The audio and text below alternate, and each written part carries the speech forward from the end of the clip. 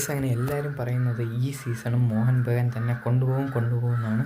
മോഹൻ ബഗാനാണ് ഏറ്റവും കൂടുതൽ സ്ക്വാഡുള്ളത്, അവരാണ് ഏറ്റവും കൂടുതൽ പവർഫുള്ളായിട്ട് ടീം ബിൽഡ് ചെയ്തുകൊണ്ടിരിക്കുന്നതെന്നാണ് എല്ലാ ഫാൻസും ഇപ്പോഴും വിശ്വസിക്കുന്നത്. അല്ല ഗൈസ്, അവരെ കാട്ടി പവർഫുൾ സ്ക്വാഡുമായിട്ടാണ് ഈസ്റ്റ് ബംഗാൾ ഇപ്രാവശ്യം ഇറങ്ങുന്നത്.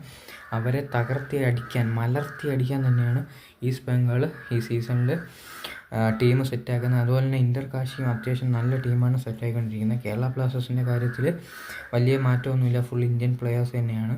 അപ്പോൾ ഈ സീസൺ ഒന്നിൽ ഈസ്റ്റ് ബംഗാൾ അല്ലെങ്കിൽ മോഹൻ ബഗാൻ. അപ്പോൾ നമുക്ക് റിവെഞ്ച് ആയിട്ടുള്ള പവർഫുള്ളായിട്ടുള്ള മാച്ചുകൾ നമുക്ക് കാണാം. ഒരു മാച്ച് പോലും നമുക്ക് മിസ്സാവാനില്ല ഈസ്റ്റ് ബംഗാളിൻ്റെയും മോഹൻ ബഗാൻ്റെയും.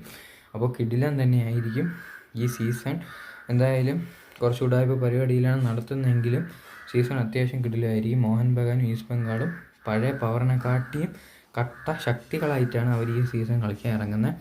അപ്പോൾ നമുക്ക് നല്ലൊരു പ്ലേ